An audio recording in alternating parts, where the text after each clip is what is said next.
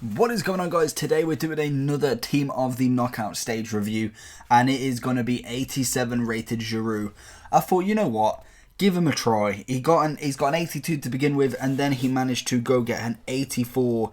I think it was for the Europa Man of the Matches as well. And I think I did try that card out. I don't think I reviewed him just because I just didn't really like him. And again, with this card, I thought, you know what, I packed him, which was always nice, so that's a really nice buy there. 29k on the Xbox, 31 on the PlayStation. I thought he probably isn't going to be great, but I thought, looking at his stats, he could be that hold-up striker.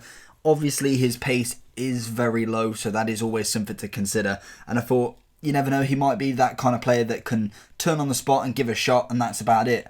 Realistically, that's what I thought. But we'll get into the basic information. We'll then look at the attributes. We'll look at the chem styles, what you want to use, and then we'll go on to what's good, what's bad, and his overall review. So if you do enjoy, make sure you smash that like button. If you're new around here, make sure you subscribe. So, 3-star skill, 3-star weak foot.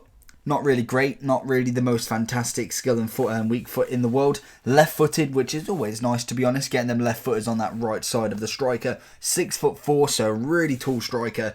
He's got a medium work rate, which again, can be an issue, can sometimes not be an issue. It all depends on how you like your strikers. Obviously, with a custom tactic, it does kind of do half the work for you with staying up front, so you don't really see him venturing too far down, and obviously he'll always be up front, so the high attacking work rate is somewhat better if you kind of want him without the custom tactics, but with the custom tactics, I don't really see too much of an issue. Some people may see it a little bit more, in fact, but I personally don't. So, attribute wise, like I said, 55 pace is abysmal. Obviously, you don't want all pace in the world. You don't need 90s, 80s all the time in your players, but when it comes to being near the 50 mark, that sometimes can be an issue, and he is very slow, I'll give you that, and I think a lot of people will be deterred away from him because of that. 84 physical, another nice stat, very up there. 65 stamina, which is the lowest part of that. That is poor. I think it does have a bit of an effect of him, and he does tend to lose quite a bit throughout the game, so that is always an issue. 93 strength, which is fantastic, and 89 jumping with 80 aggression. Again, there's some really nice stats.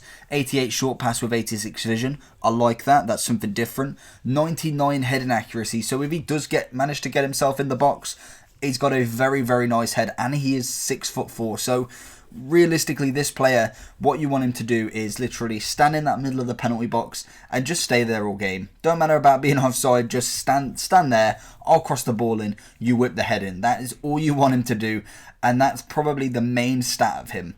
Then he does have 88 reactions as well as ball control and 83 composure. Some alright stats on him. You can see him there.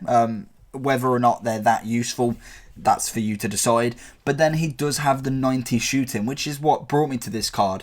He may not have the greatest pace, and obviously Hunter can actually put that up a little bit, but is it worth having a really low pace to have that shooting? He does have 91 finishing and positioning, 90, or also as well penalties, 90 volleys, 81 long shots, and 90 free shot power. So there's some okay stats there, and I think that's what brought me to this card once I packed him. I thought, give him a try. I think he's always worth an attempt. An 87 rated card is always nice in general, but the one thing to put this on this card is the fact that if, say, you don't want him, 29k for an 87 rated card is fantastic. So when he does reach his lower, I feel like I'm going to buy a hell of a load of these. As SBCs, when he comes out of packs, they'll more than likely go up because you've got loads of room to go with an 87 there. And for 29k, that's a really nice price for someone you could whack into an SBC. Then we put the Hunter on him. So his pace goes up to 64, and then his shooting goes up to 94. Whether I think that's worth it, because obviously it's only 4 shooting and then 9 pace. That still for me is a little bit low, and I think it's a waste of a Hunter really. You're going to then bump the value of this card up to around about 34k if you put 5k on for the Hunter. Whether I think he's worth it, I'd probably say no. I think he did have a nice shot. I'm not going to lie, he had a really nice finish on the ball and then a really nice head. But apart from that, that is all he really did. I really, really struggled to get clips with him. And he did get a few goals, don't get me wrong.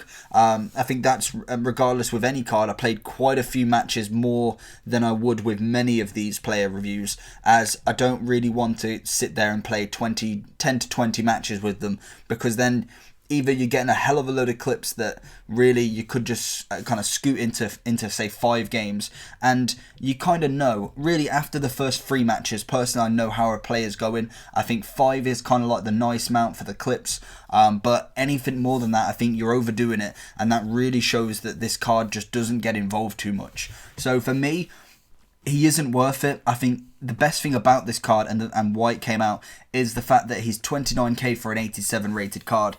And for SBCs, that is going to be absolutely fantastic. So I'm just going to quickly have a look at what a 87 rated card would actually go for, the lowest rating. So if we go over to Footbin, we are looking for the max rating, which will be 87. And then we'll quickly filter, just quickly whilst I've got you here. Then we look at the price of them. I think it'll do the top. Yep, so do the top first. So here we go. And we've got a load of zeros for the...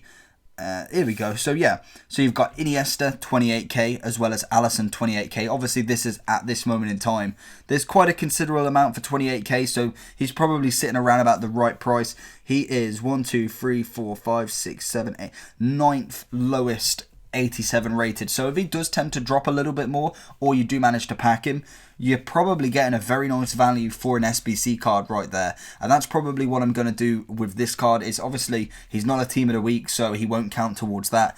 But if you say you whack him in an 85 rated squad or an 86, you've already then got 1 or 2 higher rateds that you could whack some lower players in and get an icon completed or anything along them lines. So for me, this player is pretty much just an SBC card. I personally don't think he'll fit into any teams. Even with that Hunter getting that 9 extra pace, I just can't see it. And for that reason, the overall I'm going to give him is a 5 out of 10.